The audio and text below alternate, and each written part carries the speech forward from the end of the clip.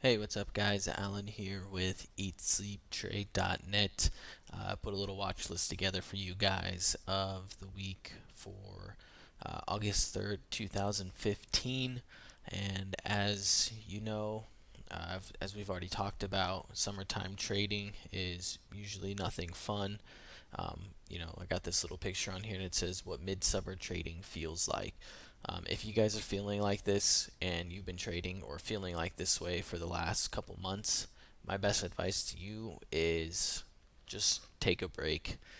Get away from the markets a little bit and go enjoy something outside of the markets and use your energy and time for when a lot of good play setups in the market. Don't waste all your time and energy grinding away for 3 months, at 30, 40 hours a week, so you can try to find one or two trade setups a month that are going to be big winners for you. So if you feel like your count's just dwindling down for the last couple of months, uh, take a break, take a walk, go do something else besides the market for a minute. Even I've reduced my trading a lot. I just didn't really trade at all last week, and this upcoming week I probably won't be trading a whole lot either. But thought I'd still put a watch list together for you guys. So sit tight. We'll be right back in just a second, and we'll get into this. If you guys feel like this guy does right here, like your money's just slowly disappearing, take a break. All right, sit tight.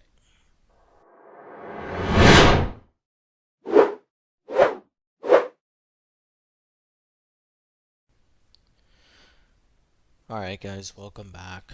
First up on the watch list is Jern. We were watching for this 440 area breakout, and we did not see that. We had a good opportunity to get in on the trade with low risk if the breakout failed, which it did fail, and then we ended up getting stopped out for, I believe, like a 10, 15 cent loss. So nothing major. And I'm not really interested in this thing anymore unless we get above that 440 area. Next up on the list, let's take a look at CERS.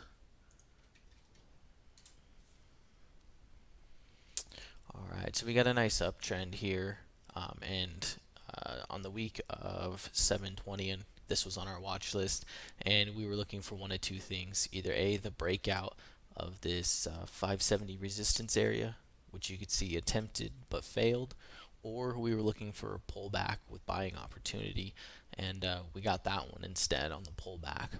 Looking like we could possibly start setting up a head and shoulders, which would be bearish. But I think as long as we hold this 50-day as well as the trend, which is on our side, so basically if we can hold up this trend, it could be a nice entry with anticipation at least back up to that 570 area, and maybe even be in for the possible breakout and a second attempt at getting above that. So keep an eye on this. Good entries around this area with your risk at prior lows. Low here around 520.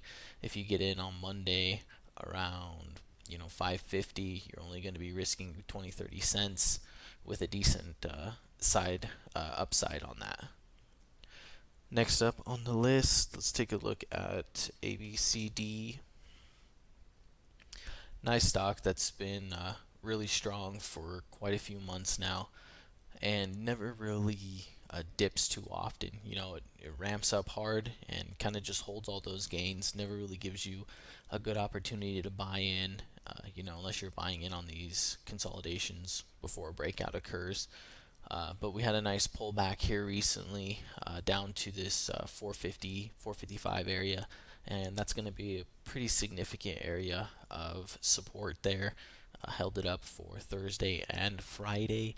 So coming in on Monday, if we open up higher, it gives us a place to enter in on a trade, placing our risk down, below that support area with a minimal 15, 20 cent risk.